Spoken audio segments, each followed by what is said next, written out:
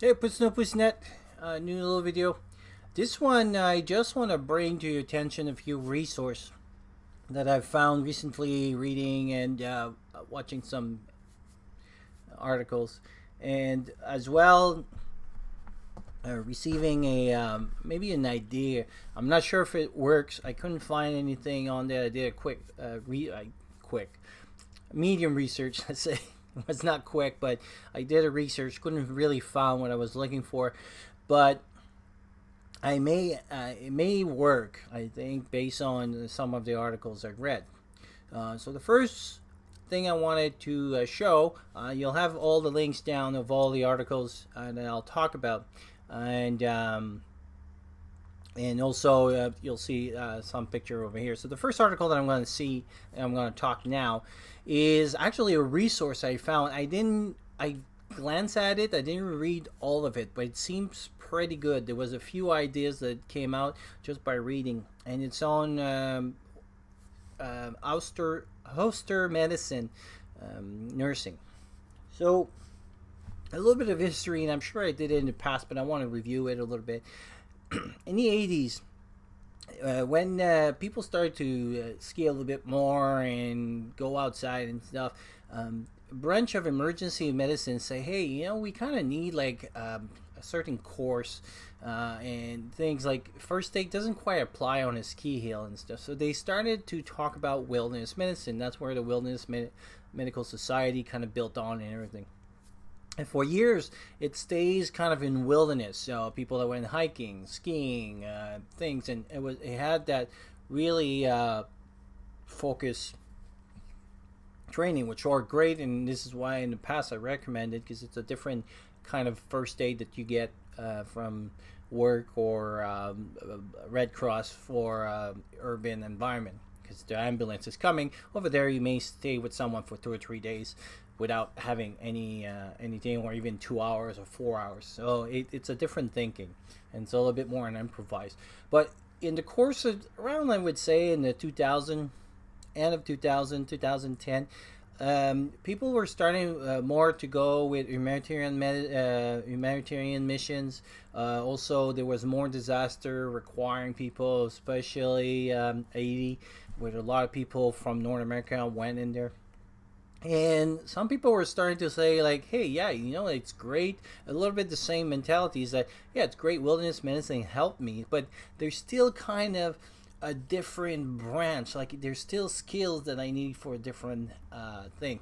And so what they started to say, instead of just wilderness medicine, they started to call it ouster medicine. So it's kind of a big umbrella that encompasses wilderness medicine, battlefield medicine. So it's humanitarian medicine, disaster medicine. It's all under one umbrella, meaning that it's basically when you're outside an environment that doesn't have the appropriate resource, either that you're just limited, or you have too many people, or you don't even have electricity. So that's what an ouster medicine environment is. And so this article is kind of like reviewing a few things. They don't really go in detail, but there was a few tips and tricks out of that.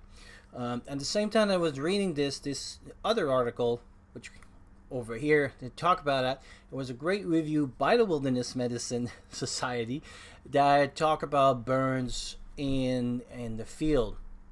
And I think I glanced at it before, but this one was great because the review. One great thing that I really like about this article right now is that it kind of reiterate the use of the use of 21st century dressings. Especially in Ulster medicine, it's easy. You put it, people can take care of themselves. You have less supplies to bring on. They talk again about honey, and we talk about honey in the past, how to use it and everything.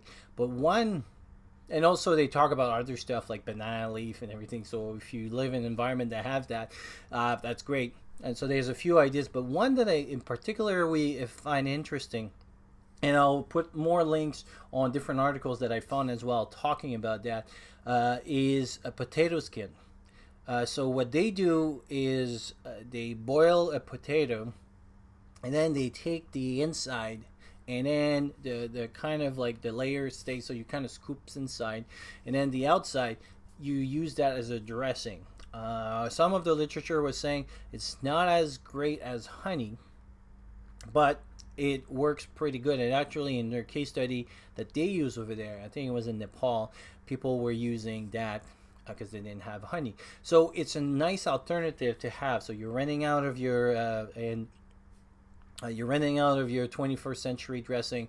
You don't have honey for whatever reason, and now you have another alternative. It could be also a good palliative dressing that we were talking about. So if you don't want to use your good dressing because the person is really burdened and you're not quite sure if they're going to make it, then using that dressing, if you're obviously if you have enough food, because potato could be used as food too, so you have to make the decision. But if you have a big supply of potatoes, that could be a good alternative. And in the article they talk about the recipe as well, so that's great. They even have like nice pictures of what it looks like and everything. So I wanted to bring that to your attention. As I read those two articles, there's another thing that they were talking about potato, and that's the concept that I'm not sure if it works. I did some research on it, but in one of the in the Ulster medicine one, they were talking that potato starch can be used for blood hemostasis. So when you stop bleeding, again, direct pressure is the best thing. Tourniquet can be used and everything, but sometimes when you have like a very large wounds, especially in the battlefields, sometimes you do need that agent to stop the bleeding a little bit better. And so what they were using was a new dressings. Well, it's not that new. I think the article is dated from 2012, but never really heard about that one. And they were talking about potato starch. And when you read the article, what they were saying about it was, I'll read it here from the article, which I'll put a picture right now of what I'm reading, but you'll have the link to read the articles. But the novel blood clotting agent, known in medical term as hemostat, is made from purified potato starch that's been refined into a fine powder. So what it looks like is that they have this potato somehow, and they sterilize it, I guess, and in a fine powder. So what I was thinking is like, and I was like, okay, how can I make that? And then suddenly it occurred to me, a lot of people, they probably carry, and especially now with the season and everything, those dry potato bags. Great supplies to have as for emergency food preparedness, because it stays long and everything. But now this powder is pretty small, and when you make those potatoes, what do? You add water, and suddenly it becomes this big smush. And so what it looks like is that's how it works, is that the osmotic pressure, so it means like how it attracts kind of the water, creates that clot. That's how it seems like those dressing work. So I don't know, again, like don't try that at your own risk, but if it seemed, based on if it's the same concentration and everything, and I'll do more research on that, but maybe those potatoes bags could be used as hemostat dressings, because it's potato, they're starch. That's why, when you mix them, they become like this, and they're dehydrated, so that creates that clay. Versus if I just put potatoes, it would probably heal a little bit, because it would create like dressings, like we were talking before for the potato skin. But I don't know if it would coagulate or help with the coagulation.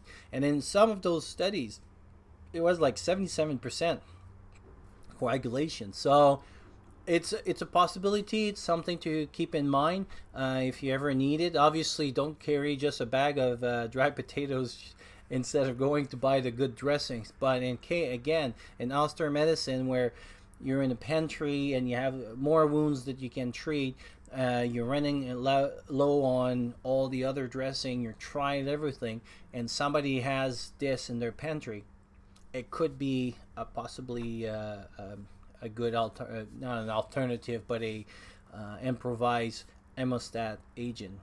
So anyway, I wanted to bring that up, and like I said, all the links will be down below, and I'll talk to you soon.